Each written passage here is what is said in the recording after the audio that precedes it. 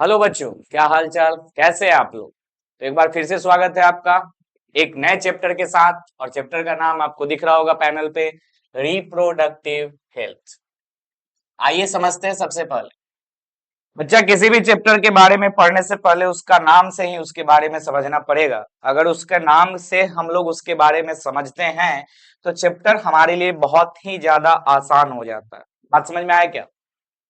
क्योंकि अगर किसी का नाम दिया गया है, ठीक है, तो कुछ ना कुछ वजह होगा कि उसका नाम उस तरीके का दिया गया। यहाँ पे आपको दिख रहा है बच्चा रिप्रोडक्टिव हेल्थ।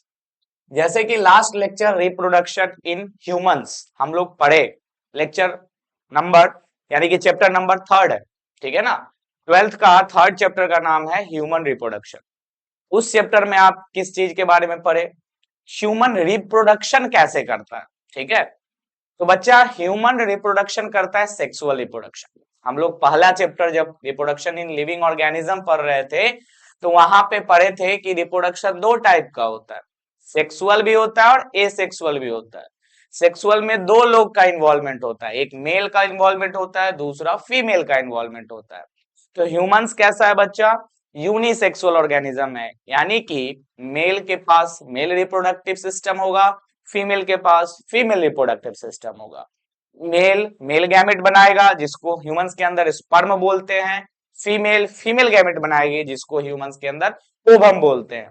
अब स्पर्म और ओवम आके मीट करेगा, मीट करके जाइगोट बनाएगा, जाइगोट से फिर एम्ब्रायोजेनेसिस होगा और फिर जाके हम लोग बनेंगे 9 महीने के अंदर, और फिर बेबी का बर्थ करेंगी फीमेल।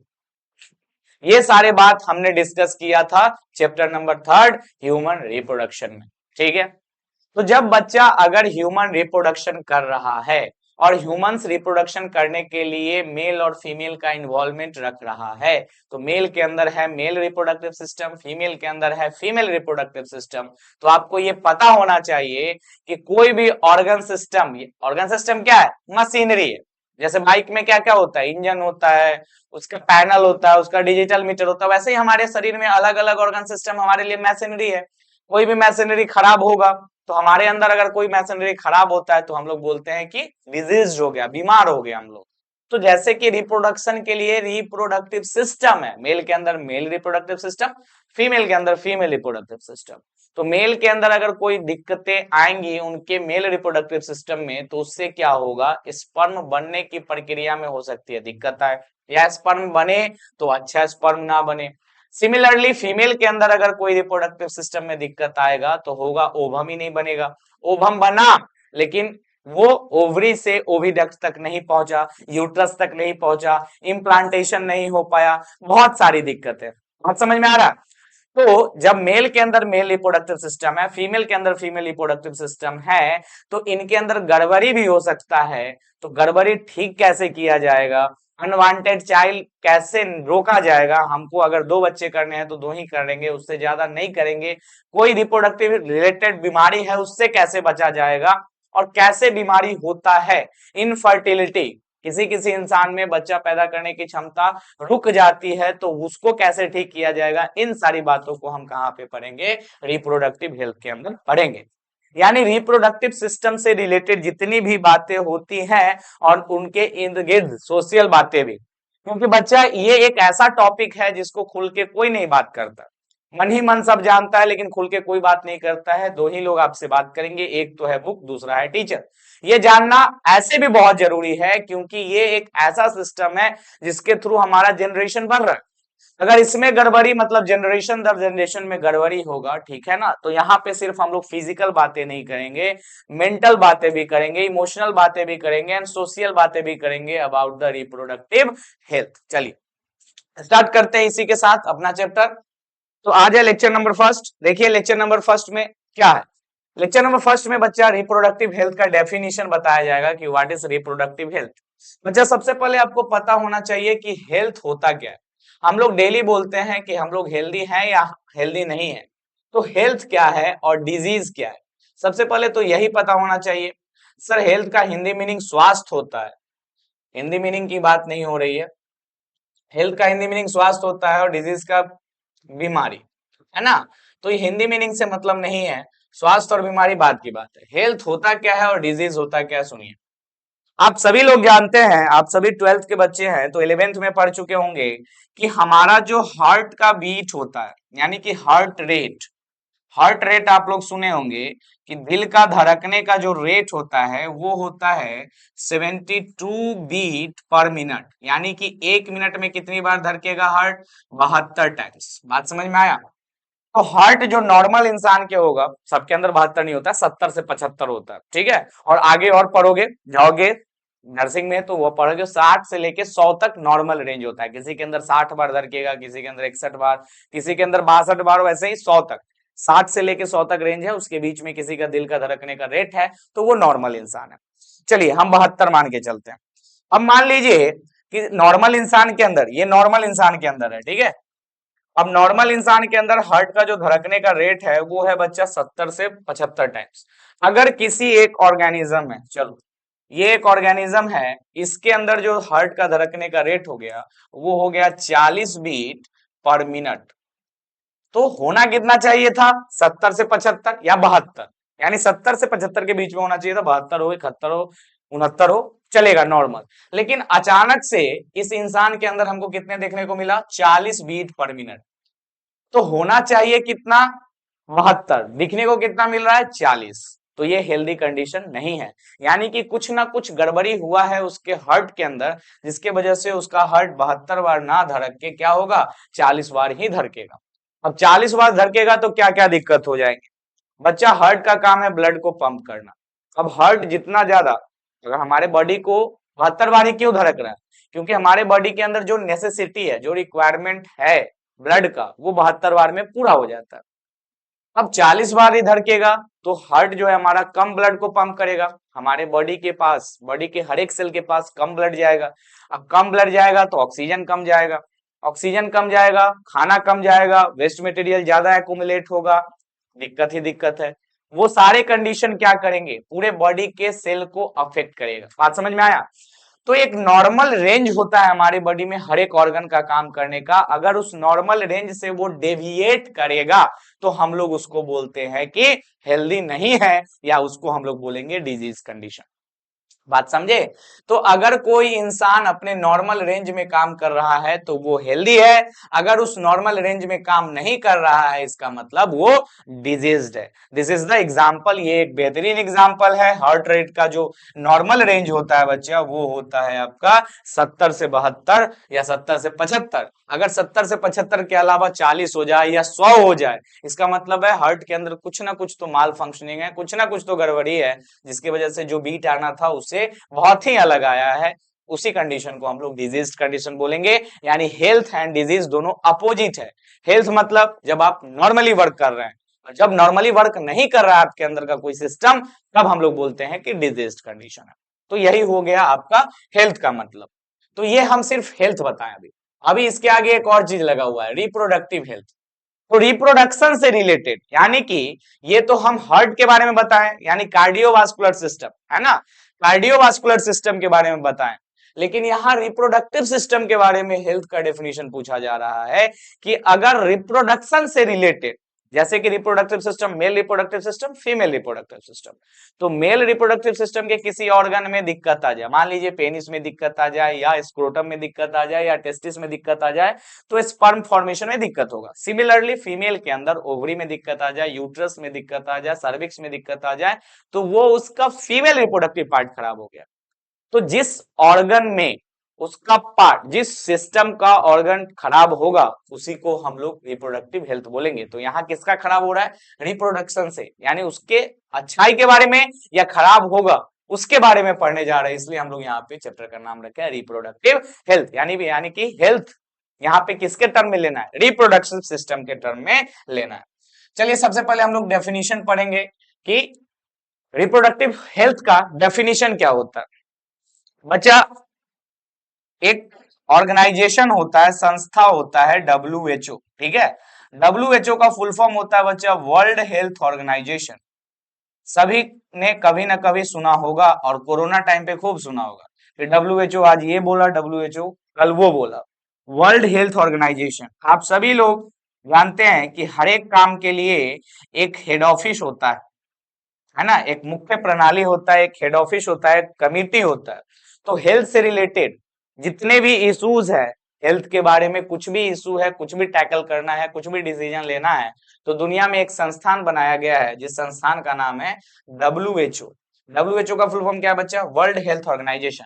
यानी WHO वो ऑफिस है, वो संस्थान है जो देश के बाकी पूरे देश, चाहे वो इंडिया हो चाहे फॉरेन कंट्री हो, पूरे वर्ल्ड पे जितने भी हेल्थ रिलेटेड डिसीजन होंगे या एक्सपेंडिचर होगा, मतलब कि कुछ एक्सपेरिमेंट करना है, कुछ रेगुलेशन देना है कि कैसे किस बीमारी को ट्रीट करे, या कौन सा मेडिकल साइंस लाना चाहिए किस बीमारी के लिए, या कौन सा मेडिसिन लाना चाहिए, मेडिसिन में क्या होना चाहिए, इन सभी बातों को कौन डिस्कस करता है? WHO डिस्कस करता है। कैसे समझेंगे इस बात को? आप सभी लोग जानते हैं कि इंडिया में बहुत सारे बैंक है, लेकिन सभी बैंक का एक मेन बैंक है जिसको हम लोग क्या बोलते हैं? सभी बैंक का एक मेन बैंक है बच्चा,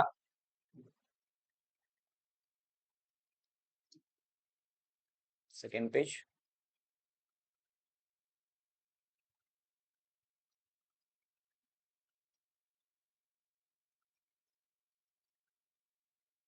चलिए कोई बात नहीं, हम लिख देंगे आपको, थोड़ा सा कोई दिक्कत आ गया है, रिप्रोडक्टिव हेल्थ के डेफिनेशन लिखना था, ठीक है ना।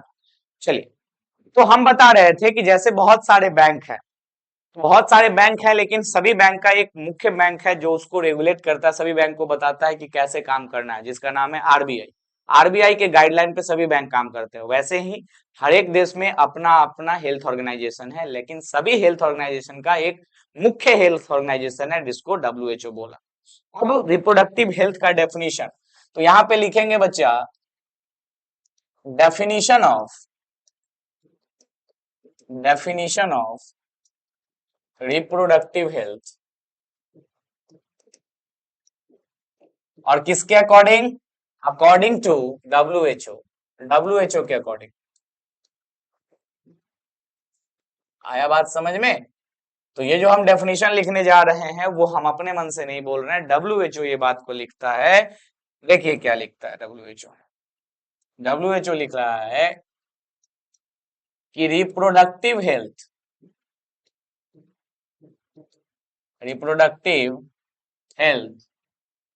Is the total wellbeing of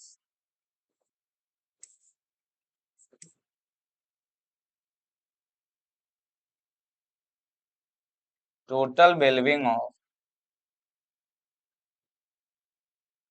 reproduction,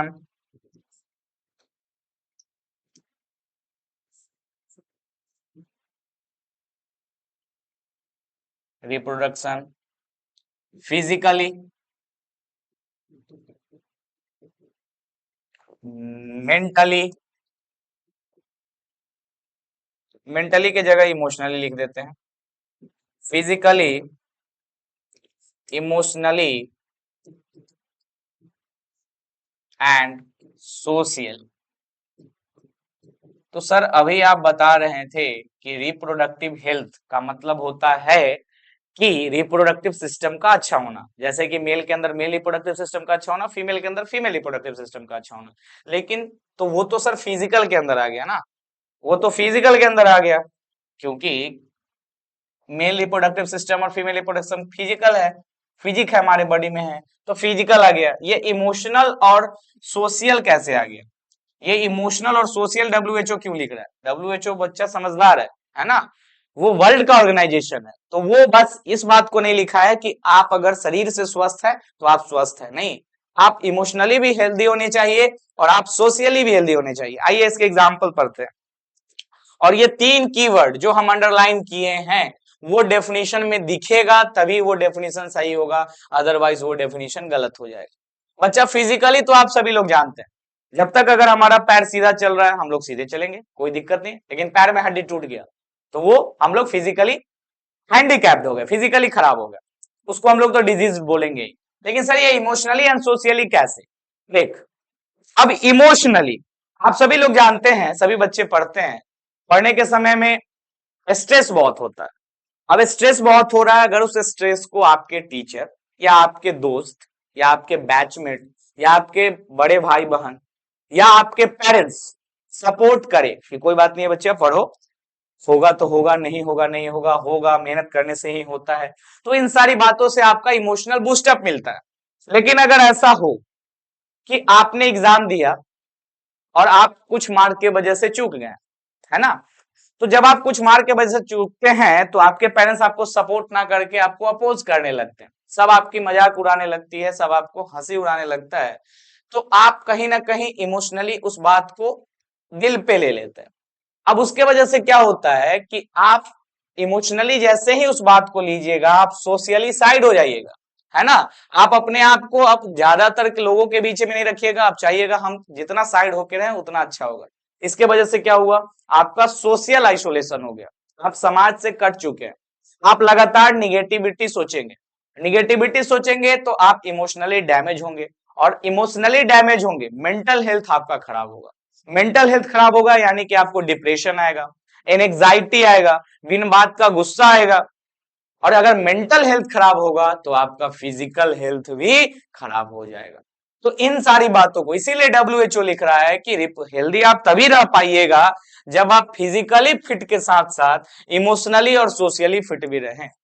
अगर आप फिजिकल फिट है, एकदम हट्टा कट्टा है, बट आप इमोशनली फिट नहीं है, आपको बहुत ज्यादा डिप्रेशन है, बहुत ज्यादा एंजाइटी है, बहुत ज्यादा गुस्सा आता है, या सोशल मतलब आपका जो सोशल स्टेटस है, जैसे ही आप बाहर निकल रहे 10 लोग आपको कुछ ना कुछ हंसी मजाक उड़ा रहा है, तो जैसे ही सोशली आप फिट नहीं रहिएगा, आपके अगल बगल के लोग आपके साथ अच्छा व्यवहार नहीं करेंगे, आपको वो इम्पैक्ट इमोशनली पड़ेगा, मेंटली पड़ेगा। और अगर आप मेंटली खराब हैं तो आप फिजिकली फिट कभी भी नहीं हो सकते हैं। जैसे कि आप लोग गौर किए होंगे, अगर आप रात में अच्छा नींद लेते हैं तो अगले दिन आपको नॉर्मल फील होता है, पर आप एक दिन रात में नींद नहीं लीजिए तो अगले दिन आपको लगेगा कि आपको पूरा बॉडी आपका जो है हाई टेम्परेचर पे चल रहा है, आपका जो आई होगा वो रेड हो जाएगा, आपको स्वेटिंग बहुत ज्यादा आएगा, आपको खाना नहीं पचेगा। तो आप तो सोए नहीं थे ना, ये तो मेंटल चीज था, लेकिन उसका इफेक्ट कहाँ पड़ रहा है, हेल्थ पे पड़ रहा है। तो ऐसा नहीं है कि फिजिकल और मेंटल का कोई रिलेशन नहीं है, सारा कुछ यहीं से खेल हो रहा है। आपके बॉडी का जो हेड ऑफिस है वो मेंटल ही है, दिमाग ही है। अगर दिमाग परेशान है तो आप कितने भी हट्टे कट्टे हैं, आप बीमार हो ही जाएंगे, फिजिकली भी और मेंटली भी। इसीलिए WHO क्या लिखा है कि हेल्दी होने के लिए टोटल वेलबींग होना चाहिए, मतलब चारों तरफ से आप साफ सुथरे होने चाहिए, चाहे वो फिजिकल हो, चाहे वो इमोशनल हो, चाहे वो सोशल। बात समझ में आया? तो आपसे पूछा जाएगा, क्वेश्चन पूछा जाएगा MCQ के तौर पे कि डेफिनेशन क्या होता है, और 4 ऑप्शन में रहेगा, किसी में ये 3 रहेगा, किसी में 1, किसी में 2, तो ये जब तीनों मिले फिजिकली, इमोशनली एंड सोशली, वही ऑप्शन आपका सही होगा। आशा करते हैं समझ में आया होगा। चलिए आगे बढ़ते हैं। अब आइए, इंडिया वाज अमॉन्ग द, ज्यादा मोटा हो गया क्या, नहीं ठीक, India was among the first country in the world to initiate action plan and program at national level to attain total reproductive health as a social goal। बच्चा हमारा भारत है ना, किसी चीज में आगे हो ना हो, बट पॉपुलेशन में बहुत आगे है ना, पॉपुलेशन फैक्ट्री है ये। इंडिया जो है कुछ करे या ना करे, कुछ आविष्कार करे ना करे, बच्चा पैदा करने में बहुत आगे है। तो पॉपुलस कंट्री है, पहले हम लोगों से आगे चाइना था, पर हम लोग सोचे चाइना क्यों आगे रहेगा, उसको पीछे कर दिए, है ना। अब सबसे ज्यादा पॉपुलस कंट्री जो देश में है वो है हमारा भारत।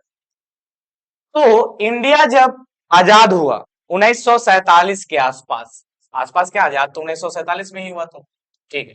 तो इंडिया जब आजाद हुआ उस समय इंडिया का जो पॉपुलेशन था वो था 350 मिलियन। क्या था बच्चा, 350 मिलियन, या आपकी भाषा में लिखे इसको तो ये होता है 35 करोड़।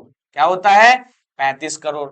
और अभी आप लोग जानते हैं कि अभी ये पॉपुलेशन हो गया है 150 करोड़ प्लस, है ना।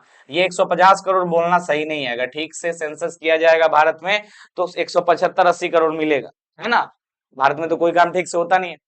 तो आप सोचिए कि 35 करोड़ से कहां चला गया 150 करोड़, एक दिन में तो गया नहीं होगा। तो जैसे ही इंडिपेंडेंस मिला, भारत को आजादी मिला, भारत में लोग खुल के जीने लगे। अब खुल के जीने लगे तो खुल के मौज करने लगे, तो सबसे ज्यादा जो ग्रोथ होने लगा भारत में वो पॉपुलेशन का ग्रोथ होने लगा। अब अचानक से मान लो तुम्हारे घर में 10 लोग का कैपेसिटी है और अचानक से अगले दिन 20 लोग ला के रख देंगे, तो क्या क्या दिक्कत होगा? एक तो रहने का दिक्कत हो जाएगा, रहेंगे कहाँ? दूसरा, खाने का दिक्कत हो जाएगा। अब खाना नहीं मिलेगा तो क्या करोगे? आपस में मार करोगे। तो अपने घर में तो नहीं करोगे, पर इस देश में इतने ज्यादा आबादी है, अगर उसमें जगह कम हो जाएगा रहने का, तो रहने का दिक्कत से ज्यादा खाने का दिक्कत होगा। क्योंकि रह तो कहीं भी लेंगे, लेकिन खाने के लिए एग्रीकल्चर करना पड़ता है और एग्रीकल्चर में समय लगता है। और कम जगह रहेगा तो एग्रीकल्चर उतना ही लोग के लिए होगा, कितना बढ़ा लोगे तो कहाँ से करोगे, है ना? एक खेत में अगर 1 केजी अनाज आता है तो 1 ही केजी आएगा ना, उसमें 4 केजी तो ला नहीं सकते हो। ठीक है, तो क्या हुआ, आफ्टर इंडिपेंडेंस, आजादी के बाद अचानक से भारत में क्या बढ़ने लगा? बहुत ज्यादा पॉपुलेशन बढ़ने लगा। इसीलिए इंडिया पहला ऐसा कंट्री था पूरे वर्ल्ड में, पूरे देश विदेश में, जिसको पहला प्रोग्राम लाना पड़ा। ये प्रोग्राम जो फैमिली प्लानिंग सुने हैं आप लोग, वो सबसे पहली बार इंडिया में ही आया था। ठीक है, this programme called family planning, है ना? फैमिली प्लानिंग तो सुने होंगे या नहीं सुने होंगे, पर ये जरूर सुने होंगे कि गवर्नमेंट एक स्लोगन पोस्ट करता था, हम दो हमारे दो। इसका मतलब होता है कि वो आपको बताना चाह रहा है कि पॉपुलेशन कंट्रोल कीजिए, आप दो मतलब एक हस्बैंड एक वाइफ एंड उनके 2 बच्चे, ठीक है, ताकि पॉपुलेशन कंट्रोल्ड रहे। अगर पॉपुलेशन बढ़ेगा तो खाने की दिक्कतें होंगी और साथ रिप्रोडक्टिव हेल्थ पे भी असर पड़ेगा। कैसे, आगे हम लोग देखेंगे। वेयर इनिशिएटेड इन 1951, तो ये क्वेश्चन ही बन गया कि फैमिली प्लानिंग इंडिया में कब लॉन्च किया गया था? तो 1951 में। देखिए 47 में आजादी मिला, 4 साल बाद भारत के गवर्नमेंट को पता चल गया, भाई भारत के जनता को समझाना पड़ेगा वरना ये लोग लगा हुआ है ना? Improved programs covering wider reproduction related area are currently in operation under the popular name RCH, यानी कि reproductive and child health care programme. अब बच्चा, सबसे पहले जो लॉन्च किया गया था 1951 में, वो फैमिली प्लानिंग किया गया था। और फैमिली प्लानिंग अच्छा वर्क किया होगा, तो क्या कर दिया गया, और भी चीज को उसमें ऐड कर दिया गया। और फैमिली प्लानिंग के बाद एक नया इनिशिएशन लाया गया जिसको हम लोग आरसीएच बोलते हैं। आरसीएच का फुल फॉर्म क्या है? Reproductive and child health care programme. बात समझ में आया? तो सबसे पहले फैमिली प्लानिंग लाया गया था 1951 में। उसके बाद कुछ और चीजें ऐड करने की जरूरत पड़ी गवर्नमेंट को, तो वो ऐड करके एक नया नाम दे दिया गया उसी को, आरसीएच, यानी कि reproduction and child health care programme. ठीक है, चलिए आगे बढ़ते हैं। देखिए, अब ये आरसीएच है या फैमिली प्लानिंग है, ये क्या किया? ये लोगों के बीच में जागरूकता पैदा किया कि जितना कम से कम पॉपुलेशन रखोगे उतना ज्यादा अच्छा रहेगा, हमारे समाज के लिए भी, हमारे देश के लिए भी, और आपके सेहत के लिए भी। ठीक है, आइए देखते हैं। Creating awareness among people about various reproductive related aspect and providing facilities and support for building up a reproductively healthy society are the major tasks under this program।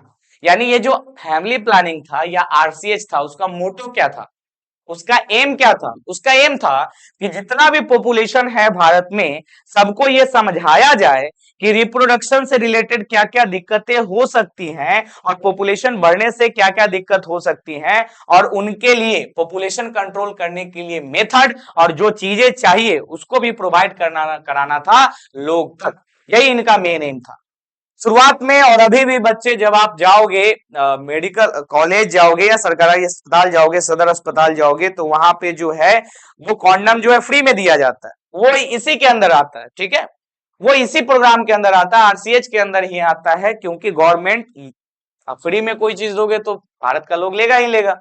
तो इसीलिए गवर्नमेंट क्या सोचा कि सिर्फ बोलने से नहीं होगा, भारत के जनता को फ्री वाला चीज पसंद है तो फ्री में दो, एक्सेसिबल कराओ जनता को, ताकि वो लोग इससे भी सीखे कि अगर कोई चीज दिया जा रहा है। अब देखो, अभी वैक्सीन आया था, कोरोना वैक्सीन, अगर आप देखोगे इंस्टाग्राम पे हो, यूट्यूब पे हो, तो कोरोना वैक्सीन लेने के लिए लोग चौड़ में दौड़ रहा है कि नहीं? उनको लग रहा है कि फ्री में मिल रहा है तो कुछ भी है, खराब चीज है।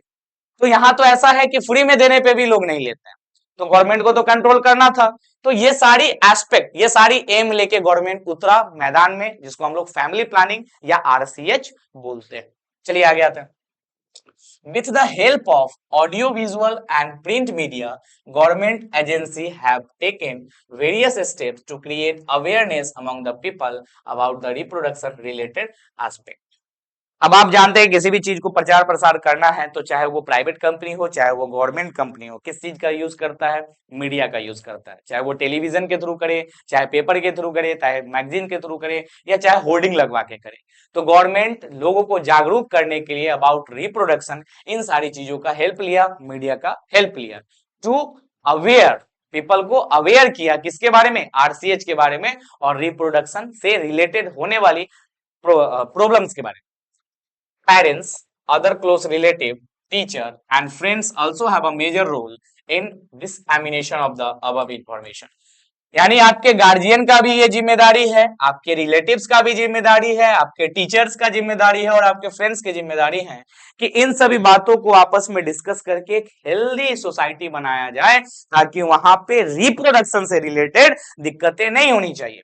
जैसे कि आप फॉर एग्जाम्पल समझिए, अगर आपको खांसी सर्दी होता है तो हर कोई आपको बता देता है कि चल भाई लेवोसेट-एम खा ले, ये कॉमन बीमारी है, विक्स लगा ले, गर्म पानी पी, है ना, मास्क लगा के रह। तो आपको खांसी सर्दी हुआ तो आपको बताने के लिए हर कोई है, लेकिन जो गुप्त बीमारी है उसके बारे में कोई बात नहीं करता। हालांकि वो भी तो बीमारी है, क्यों बात नहीं कर रहा? क्योंकि लोगों के बीच में वो टैबू बना हुआ है कि ये कैसे बात किया जाए। ऐसा नहीं है, जैसे ही हमारा हाथ में कुछ प्रॉब्लम हो गया, सर में कुछ प्रॉब्लम हो गया, हार्ट में कुछ प्रॉब्लम हो गया, तो वो एक डिजीज है, तो गुप्त बीमारी, ठीक है ना। जैसे रिप्रोडक्टिव हेल्थ भी एक हमारा उसी टाइप का टॉपिक है जिसको इन सभी लोगों का जिम्मेदारी बनता है कि आपसे बात करें और आपको सही चीज बताए। आप किसी भी गलत चीज पे ना जाए कि ऐसा करने से ये ठीक हो जाएगा, वैसा करने से वो ठीक हो जाएगा, हो सकता है गड़बड़ हो जाए। तो आपका इन सभी लोगों का आपके जीवन में ये जिम्मेदारी बनता है, ठीक है ना। तो इन सभी बातों पे खुल के बात करना है। इसके अलावा भी हम आपको बता रहे हैं, चलिए, introduction of sex education in school should also be encouraged to provide right information to north young, so discourage children from believing in myths and having misconception about the sex related aspect. अब बच्चा धीरे धीरे generation change हो रहा है और generation change हो रहा है तो उसके अंदर प्यूबर्टी का टाइम भी चेंज हो रहा है। पहले क्या होता था, प्यूबर्टी यानी मैचुरेशन का जो टाइम था बच्चों में वो 14 से 16 साल था, पर आजकल 12-12 साल के बच्चे जो है मैच्योर हो जा रहे हैं। और मैच्योर हो जा रहे हैं तो ऑब्वियस सी बात है, हमारे अंदर हार्मोन्स है, मेल के अंदर मेल हार्मोन्स है, फीमेल के अंदर फीमेल हार्मोन्स है, आपस में अट्रैक्शन होगा। बट अगर उनको अट्रैक्शन हो रहा है बट उनको नॉलेज नहीं है उन चीज के बारे में, अब उनको नॉलेज नहीं है तो वो कहां से नॉलेज गेन करेंगे? अपने दोस्त से, तो दोस्त भी उसी एज ग्रुप का है, वो कहीं से नॉलेज गेन करके आ गया उल्टा सीधा। तो सब आपस में उल्टा सीधा एक मिसकॉन्सेप्शन फैला लेते हैं कि ऐसा होता है सेक्स एजुकेशन वैसा। इसीलिए जैसे हर एक एजुकेशन को पढ़ाया जाता है, हिस्ट्री पढ़ाया जाता है, सिविक्स पढ़ाया जाता है, जियोग्राफी, उसी तरीके से आपके शरीर के बारे में आपको पढ़ाया जाना चाहिए ताकि आप वो गलती ना करें। अगर गलती ना होता तो एड्स हो गया, एचआईवी हो गया, हर्पिस हो गया, इन्फ्लुएंजा हो गया, इन सब टाइप्स का जो रिप्रोडक्टिव प्रॉब्लम है वो आता ही नहीं किसी में। वो आया क्यों? क्योंकि हमें पता नहीं था कि इससे भी बीमारी हो सकता है ना।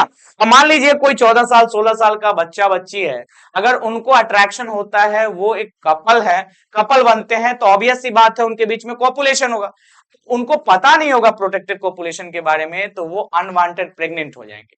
तो ये भी एक प्रॉब्लम है। अब ये मेंटल प्रॉब्लम भी है, सोसाइटियल प्रॉब्लम भी है, सोसाइटी भी एक्सेप्ट नहीं करेगा इन चीजों को। तो इसके बारे में किसको बताना? तो इसके बारे में बच्चों को तब बताना है जब बच्चे ग्रोइंग फेज में हो, जब वो इनोसेंट से मतलब 10 से 12 साल से लेके वो 16 साल के बीच में इंटरचेंज हो रहे हैं, एडोलसेंस से अडल्ट फेज में जा रहा है, ठीक है। तो sex education should be there in school या कॉलेजेस या कोचिंग्स।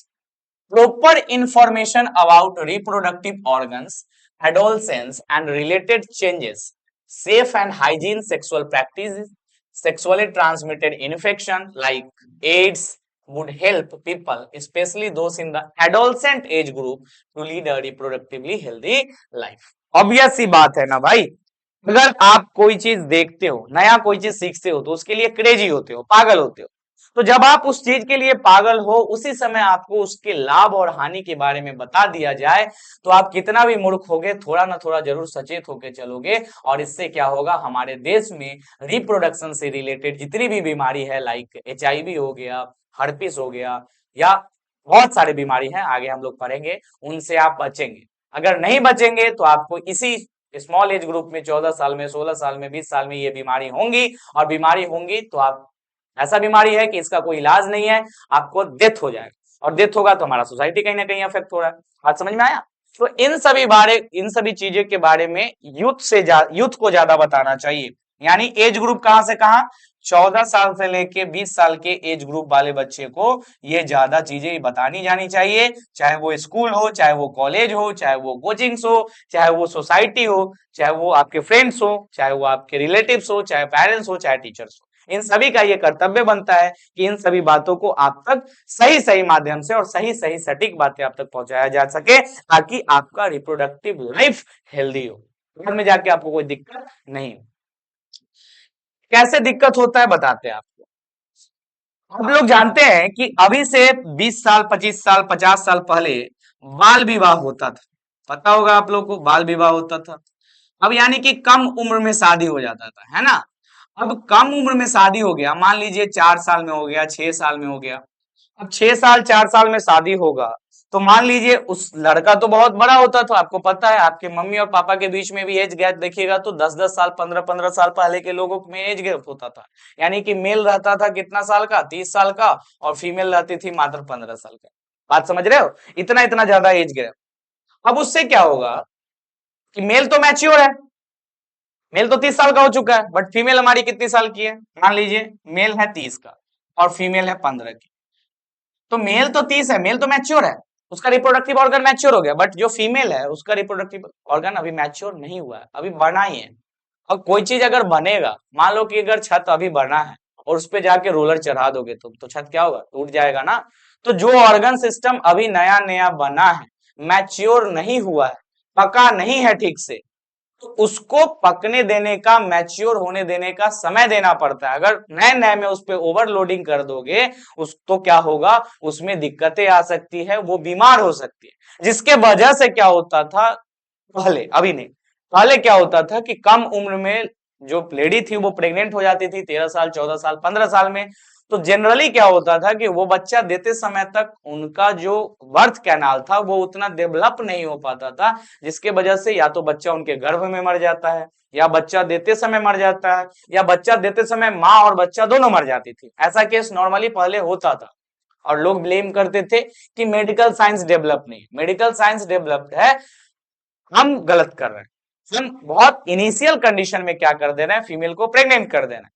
अब उस इनिशियल कंडीशन में प्रेग्नेंट नहीं होनी चाहिए फीमेल। तो अब आप देख रहे हैं, अब जो एज ग्रुप बढ़ गया है, अब शादी का भी एज ग्रुप बढ़ा दिया गया, सरकार भी बढ़ा दिया है, और हम लोग भी इतना अवेयर हो चुके हैं कि 20-25 साल से पहले शादी नहीं किया जाता। लड़का का तो 30 तक ही जाता है, लेकिन लड़की का भी 20 से प्लस में ही शादी हो रहा है। तो अब आप ये सारी केसेस सुनने को कम मिल रहा है, अब ऐसा नहीं होता। रेयर केस तो हर जगह है ना, एक्सीडेंट इंसिडेंट तो हर जगह हो रहा है, पर जो चीज अभी हम आपको एग्जांपल के थ्रू बताएं वो इनिशियली बहुत ज्यादा होता है। ठीक है, अब आइए दूसरी बात पे पढ़ते हैं, आगे चलते हैं। Educating people specially fertile couple and those in marriageable age groups about birth control option, care of pregnant mother, post natal care of mother and child, importance of breast feeding opportunities for male and female would address the impact of bringing up socially conscious healthy family of desired size। क्या इतना सारा क्या हम पढ़ दिए, आइए एक एक करके आपको समझाते हैं। बोला जा रहा है कि सेक्स एडुकेशन तो 14 साल से लेके 18 साल और 20 साल के बच्चों में तो देना ही देना चाहिए, लेकिन सेक्स रिलेटेड या फैमिली प्लानिंग रिलेटेड जो इंफॉर्मेशन है वो मैरिजेबल एज ग्रुप में भी देना चाहिए। मैरिजेबल एज ग्रुप मतलब शादी करने के एज ग्रुप वाले में, लड़का हो या लड़की हो दोनों को। क्यों?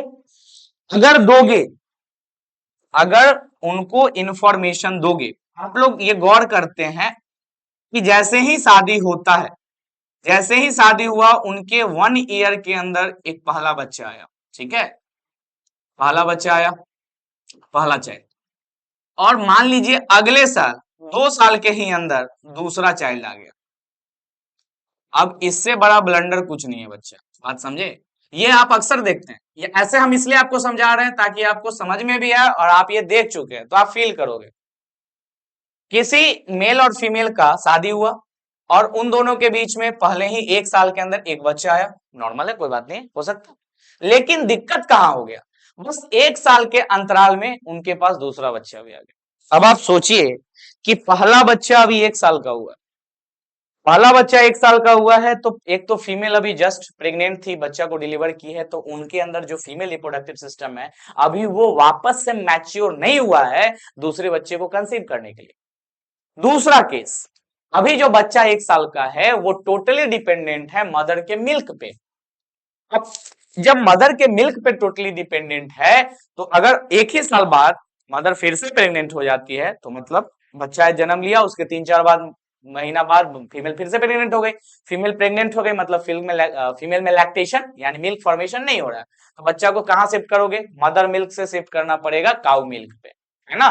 तो जैसे ही तुम मदर मिल्क से काउ मिल्क पे शिफ्ट किए, बच्चा को जो न्यूट्रिएंट्स मिलना चाहिए था वो अब नहीं मिलेगा, तो बच्चा के अंदर हो जाता है प्रोटीन इनरिच्ड माल न्यूट्रिशन, यानी क्वासियोरकर, मेरास्मस जैसे बीमारी हो जाता है। बच्चा जो है वो एकदम कंकाल जैसा हो जाएगा, या सिर्फ पेट फूल जाएगा, वो ग्रोथ ही नहीं करेगा, ऐसे ऐसे बीमारी बच्चे में हो जाता है। तो मैरिजेबल एज ग्रुप को ये समझाना पड़ेगा कि कितना चाइल्ड करना चाहिए, एक चाइल्ड और दूसरे चाइल्ड के बीच में कितना स्पेस होना चाहिए। आइडियली बच्चा 3 साल होता है, पहले चाइल्ड और दूसरे चाइल्ड के बीच में आपको 3 साल का एज गैप देना है, लगातार कंसेक्यूटिव साल दर साल नहीं बच्चा पैदा करना होता है, उससे तो मदर पे इफेक्ट पड़ता ही पड़ता है, साथ में बच्चे पे भी इफेक्ट पड़ता है, उनका मेंटल ग्रोथ रुक जाएगा, उनका फिजिकल ग्रोथ रुक जाएगा। बात समझे? इन्हीं सारे बातों को यहाँ पे बताया गया है। और इन सभी बातों को अगर मान लीजिए कोई पेरेंट्स है, उनका शादी सही एज ग्रुप पे हुआ, वो मैच्योर थे, फीमेल और मतलब फीमेल भी और मेल भी, उनके अंदर कोई दिक्कत नहीं, बच्चा पैदा कर रहे हैं, पहला बच्चा और दूसरा बच्चा के बीच में अच्छा खासा एज गैप रखना है, पहला बच्चा भी अच्छा से ग्रोथ करेगा, दूसरा बच्चा भी अच्छा से ग्रोथ करेगा, यानी उनके फैमिली में रिप्रोडक्शन से रिलेटेड कोई भी बीमारी नहीं आएगा। तो अच्छी बात है ना। अगर ऐसा ही सभी फैमिली करे और देश के सभी लोग करें, तो क्या हमारे देश में एक हेल्दी सोसाइटी डेवलप होगा या नहीं होगा? बिल्कुल होगा सर। तो इसीलिए जो मैरिजेबल एज ग्रुप के लोग हैं उनको ये फैमिली प्लानिंग टिप्स दी जाती है, या जब अगर आप प्रेग्नेंट लेडी को लेके जाएंगे गायनेकोलॉजिस्ट के पास, तो वो आपको इन सभी बातों को सलाह देंगे। तो बाद में क्यों सीखना है? जब हम कोई चीज कर रहे हैं उससे पहले वो इंफॉर्मेशन हमारे पास होंगी, तो हम और ज्यादा टेक्निकली डीप में जाके वो उस चीज पे सोचेंगे और इवेल्युएट करेंगे और अच्छे से करेंगे। इसीलिए ये जो सेक्स एजुकेशन है, ये जो फैमिली प्लानिंग है, वो इंडिया में पहली बार लाया गया और इंडिया के लोगों को जागरूक किया गया through social media, print media और होर्डिंग्स या बैनर। चलिए आगे बढ़ते हैं। Awareness of problem due to uncontrolled population growth, social evil like sex abuse and sex-related crime need to be created, enable people to think and take up necessary steps to prevent them and thereby build up socially responsible and healthy society. Sir आप socially बोल रहे थे उस समय कि socially reproduction कैसे खराब हो सकता है। सुनिए, आजकल जो सेक्स रिलेटेड क्राइम्स न्यूज आ रहे हैं वो क्यों आ रहे हैं? क्योंकि हमारा सोसाइटी अच्छा नहीं है। अगर एक सोसाइटी मेल और फीमेल के बीच में ऐसा कुछ अट्रैक्शन गंदे तरीके से नहीं होगा, है ना, है तो सभी मेल और फीमेल ही अट्रैक्शन तो होगा ही, पर अट्रैक्शन का एक लिमिट होता है। अट्रैक्शन किया जाए बट गंदे तरीके से नहीं किया जाए, उसको अब्यूज नहीं किया। अब्यूज का मतलब होता है जितना होना चाहिए हद पार कर जाना, ठीक है, अब्यूज का मतलब हद पार करना होता है। तो अगर अब्यूज नहीं किया जाएगा, हर एक लोग चाहे वो मेल हो चाहे फीमेल हो अपने अपने हद में होंगे, तो ये जो सेक्स रिलेटेड क्राइम्स होता है, सेक्स रेप होता है, गैंग रेप होता है, ये सारी चीजें नहीं होंगी। क्योंकि ये सारी चीजें क्या कर रहा है, एक सोसाइटी को हेल्दी नहीं रहने दे रहा है। अगर किसी बच्ची के साथ या किसी भी लेडी के साथ ऐसा कुछ घटना होता है, तो उनका मेंटल हेल्थ कितना खराब होगा, उनका फिजिकल हेल्थ खराब होगा, और आसपास में जितनी भी बच्चियां होंगी या लेडी होंगी उनके मेंटल हेल्थ पे भी इशू आएगा। और लेडी में खासकर जब मेंटल हेल्थ अफेक्ट होता है तो उनका फिजिकल हेल्थ भी अफेक्ट होता है। तो इन सभी बातों से भी फर्क पड़ता है हमारे रिप्रोडक्टिव हेल्थ पे। इसीलिए WHO डेफिनेशन में लिखता है health physically, mentally and socially. बात समझ में आया? चलिए आगे बढ़ते हैं। Successful implementation of various action plan to attain reproductive health require strong infrastructural facilities, professional expertise, maternal support. These are essential to provide medical assistance and care to people in reproduction related problems like pregnancy, delivery, STD, abortion, contraception, menstrual problem, infertility, etc. अब बोला जा रहा है कि भाई society को तुमको क्या करना है, रिप्रोडक्टिवली हेल्दी रखना है, तो सिर्फ बड़ी बड़ी बातों करने से और न्यूज लाने से कुछ नहीं होगा। उसके लिए तुमको हॉस्पिटल्स बनाने होंगे, उनमें नर्सेस डॉक्टर्स डालने होंगे, उनके लिए इंफ्रास्ट्रक्चर डेवलप करना होगा, मेडिसिन लाना होगा, एबॉर्शन कैसे किया जाए, जो प्रेग्नेंट नहीं है उनको प्रेग्नेंट कैसे किया जाए, इन सभी बातों पे भी ध्यान देना होगा। यानी कि आपको हेल्थ सोसाइटी में, हेल्थ सेक्टर में सुधार लाना होगा। सीधी सी बात है। कैसे सुधार लाया गया है आगे यही पढ़ने वाले हैं हम लोग। Implementation of better techniques and new strategy from time to time are also required to provide more efficient care and assistance to people.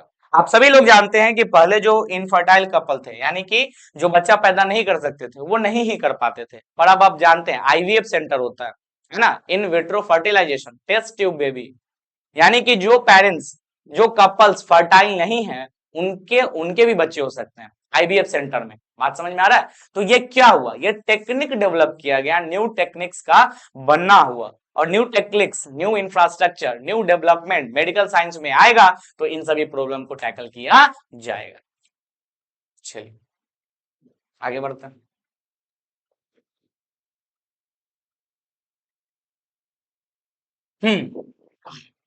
The amniotic fluid surrounding the developing embryo for sex determination to legally check increasing female fertility, massive child immunization are some programs that helps to create reproductive healthy society. बच्चा पहले क्या होता था ना, भ्रूण हत्या, भ्रूण हत्या होता था, मतलब कि एक जांच होता था जिसको एमनियोसेंटेसिस बोलते हैं, लोग इलीगली उसको जांच करवा लेता था, और उस जांच में पता चल जाता था कि मदर के यूट्रस में जो बच्चा है वो मेल है कि फीमेल। तो मेल है कि फीमेल है पता चलता था, और उसको अगर फीमेल निकलती थी तो वहीं वहीं पे हत्या करवा देता, एबॉर्शन करवा देता था, भ्रूण हत्या बोलते हैं उसको। तो इन सभी चीजों पे भी रोक लगाया गया कि ऐसा नहीं करना है। एमनियोसेंटेसिस करना तो है, बट उसमें सेक्स ऑफ चाइल्ड नहीं रिलीज करना है, नहीं बताना है ना, रिवील नहीं करना। इम्यूनाइजेशन, आप जानते हैं टीकाकरण। पहले क्या होता था कि बच्चा जैसे ही पैदा लेता था ना, उसको 100 बीमारी पकड़ लेता था और बच्चा डेथ कर जाता था, क्योंकि नया बच्चा बीमारी से नहीं लड़ पा रहा। अब क्या किया जाता है, बच्चा जन्म लेता है उसी समय से हम लोग टीकाकरण करवाने लगते हैं। टीकाकरण का सीधा सा मतलब होता है कवच देना, किसी बीमारी के अगेंस्ट कवच देना होता है टीकाकरण। तो अब आप बच्चे को शुरू से ही टीकाकरण कर दोगे तो बीमारी आएगा भी तो बच्चा का बॉडी उस बीमारी से लड़ लेगा, क्योंकि उसके पास अब क्या है, कवच नाम का टीका है। बात समझ में आया?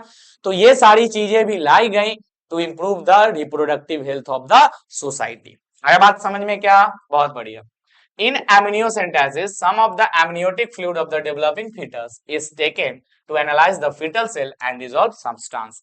यानी amniocentesis कैसे किया जाता था, बच्चा जब डेवलपमेंट होता है मदर के अंदर बच्चे का, तो एक एमनियोटिक कैविटी होता है, उस एमनियोटिक कैविटी में फ्लूइड होता है, तो सिरिंज से पहले उस फ्लूइड को निकालते हैं, उससे हम लोग चेक करते थे, और जैसे ही पता चलता था फीमेल है वहीं पे अबॉर्शन करवा देते थे, भ्रूण हत्या बोलते हैं इसको, ठीक है ना।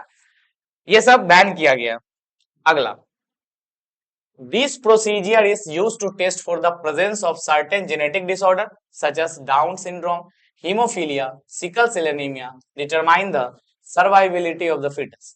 अच्छा, एमनियोसेंटेसिस बनाया गया था या चेक टेस्ट लाया गया था ये चेक करने के लिए कि जो मदर के यूट्रस में बच्चा डेवलप हो रहा है उसको कोई जेनेटिक डिसऑर्डर तो नहीं है, ऐसा डिसऑर्डर तो नहीं है कि वो जब जन्म लेगा तो उसका एक हाथ नहीं होगा, एक पैर नहीं होगा, उसका मतलब 2 सर होंगे।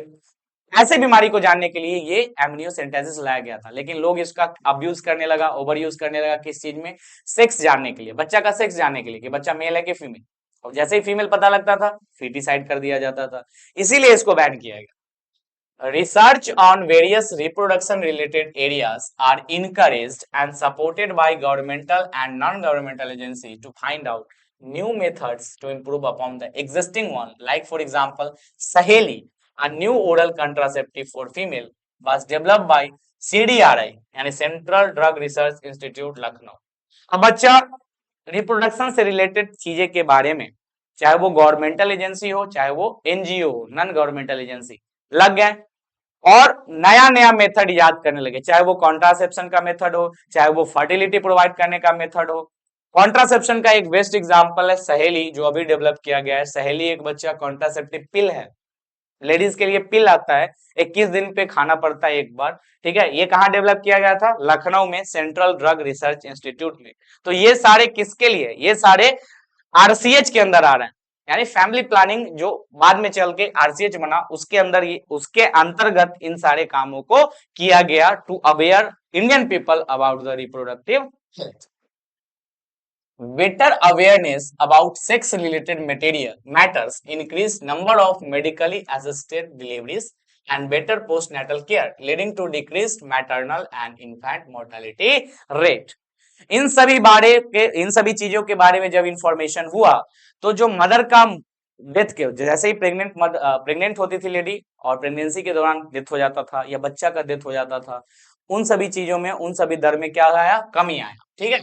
Increased number of couples with small families, better detection of care of STI, overall increase and marital facility, sex-related problems, all indicate improved reproductive health of the society. यानी कि ये सीधा सीधा बोल रहा है कि मैटरनल मोर्टालिटी रेट क्या हो गया?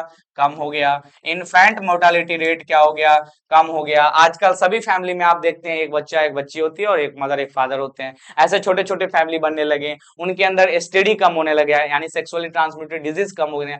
ये सारी बातें क्या बता रही है? ये सारी बातें बता रही है कि इंडियन गवर्नमेंट जो आरसीएच लेके आया था to educate people about the reproductive health, ये एक बेटर प्रोग्रेस की तरफ है और हमारा सोसाइटी जो है वो रिप्रोडक्टिवली हेल्दी तो है। नेक्स्ट, चलिए आज यहीं पे खत्म करते हैं। तो आज आपको लगा होगा कि सर ये तो एक कहानी सुनाया, बिल्कुल ये पूरा का पूरा एक कहानी था रिप्रोडक्शन से रिलेटेड। अगले क्लास में हम लोग जो पढ़ेंगे वो पढ़ेंगे कॉन्ट्रासेप्शन के बारे में। अब क्या होता है कॉन्ट्रासेप्शन, ये हम लोग देखेंगे अगले ही क्लास में। तो आज हम लोग सीखे कि रिप्रोडक्टिव हेल्थ, सबसे पहले तो हेल्थ क्या होता है, डिजीज क्या होता है, हम लोग सीखे थे हार्ट रेट से लेके एग्जांपल। उसके बाद रिप्रोडक्टिव हेल्थ क्या होता है, total wellbeing of physical, mental and social या इमोशनल बोल सकते हैं, ये WHO डेफिनेशन दिया था। उसके बाद इंडिया में 1951 में फैमिली प्लानिंग लाया गया, उस फैमिली प्लानिंग को आगे बढ़ा के आरसीएच कर दिया गया, जिसके अंतर्गत बाकी सारी चीजें भी बताए गए। चलिए आज यहीं पे क्लास समाप्त करते हैं, मिलते हैं अगले क्लास में अगले लेक्चर के साथ। Take care, bye bye.